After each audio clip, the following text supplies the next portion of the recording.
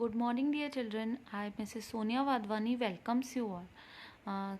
Dear children, today we are taking your chapter number 8, Useful and Harmful Microorganisms, which has already started. Today we are taking about topic antibiotic and penicillin. What is antibiotic? तो antibiotic means कि ऐसे antibiotic is obtain from bacterias and fungi which contain carbon compounds.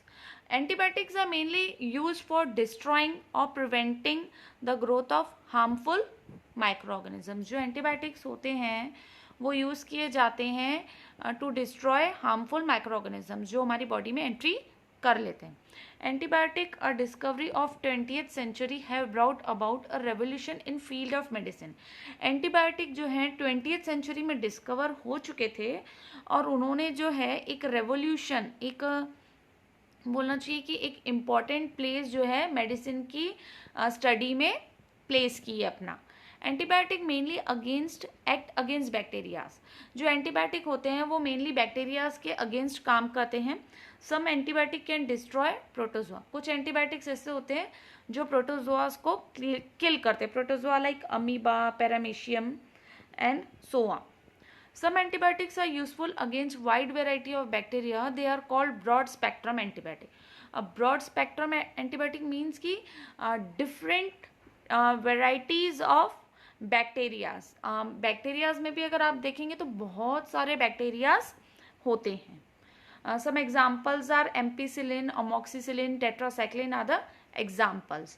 When pathogen cannot be identified even through the symptoms of disease are visible, broad spectrum antibiotic are used. अब हमारी body में अगर कोई pathogen means कोई bacteria enter कर लिया है और वो आइडेंटिफाई नहीं हो पा रहा कि वो कौन सा बैक्टीरिया है, तो उस टाइम पे जो है ब्रॉड स्पेक्ट्रम एंटीबायोटिक्स दिए जाते हैं.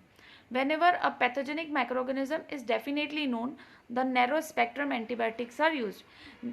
जब हमारी बॉडी में जब माइक्रोऑर्गेनिजम्स एंट्री कर रहे हैं और उस टाइम पे जो है वो आइडेंटिफाई हो जाते हैं कि वो कौन से बैक्टीरियाज हैं, कौन से माइक्रोऑर्गेनिजम्स हमारी बॉडी में एंट्री किए हैं, तो उस टाइम पे नैरो स्पेक्ट्रम एंटीबायोटिक्स दिए जाते हैं. जैसे कि एग्जांपल है penicillin, gentamicin, erythromycin are the examples of narrow spectrum antibiotics.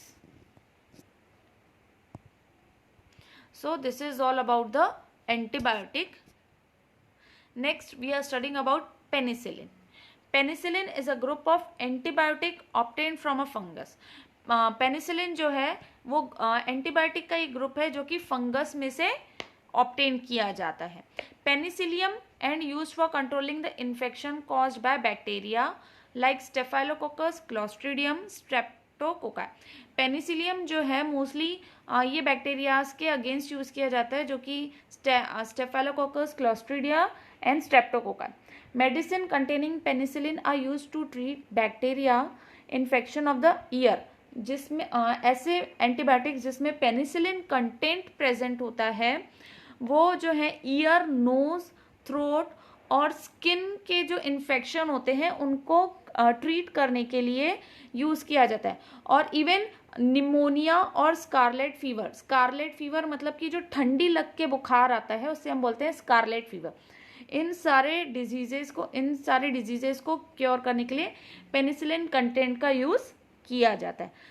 Types of penicillin are penicillin G, penicillin V, procaine penicillin and benzathine penicillin are the types of penicillin. What are cautions. अब जब हम antibiotics खाते हैं तो वो हमें अपनी मर्जी से नहीं खाने चाहिए. अगर हमें डॉक्टर ने प्रिस्क्राइब किया है तो ही हमें खाने चाहिए. तो जब हम एंटीबायोटिक्स खा रहे हैं तो उसके पहले हमें क्या चीज़ों को ध्यान रखना चाहिए. Antibiotic should be taken only when prescribe by doctor. अगर हमें डॉक्टर ने प्रिस्क्राइब किया है तो ही हमें एंटीबायोटिक लेनी चाहिए. Don't purchase any antibiotic from medical stores without prescription from a doctor. Doctor के प्रिस्क्रिप्शन के बगैर हमें कोई भी एंटीबायोटिक मेडिकल स्टोर से परचेज नहीं करनी चाहिए. Don't consume antibiotic on your own to treat common diseases like throat infection, common cold और इन्फ्लुएंजा.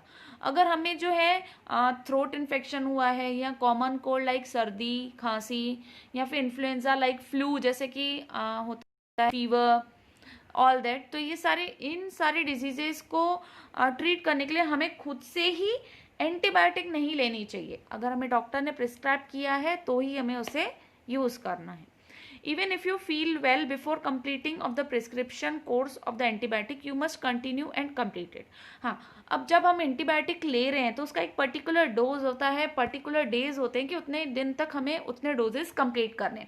तो जितना हमें डॉक्टर ने प्रिस्क्राइब किया उतने हमें डोजेस लेने हैं उतने दिन तक। अगर हम ठीक भी हो जाते तो हमें उस कोर्स को आधे में रोकना नहीं चाहिए। Don't suggest to other the antibiotic which were useful to you. हाँ, हमारी बॉडी को जो एंटीबायोटिक सूट कर चुके हैं तो वो हमें दूसरों को सजेस्ट नहीं करने चाहिए। हमें जो है उन्हें सजेशन देना चाहिए कि आप जो है डॉक्टर से कंसल्ट करें एंड देन जो है एंटीबायोटिक्स को डोज कंप्लीट करें। सो डियर चिल्ड्रन, आज हमने एंटीबायोटिक्स, पेनिसिलिन और उनके जो प्रिकॉशंस, क्या कॉशंस होते हैं उसके बारे में हमने पढ़ा। सो आपको ये सारी चीज़ें अपने पास नोट डाउन करके रखनी है। Thank you.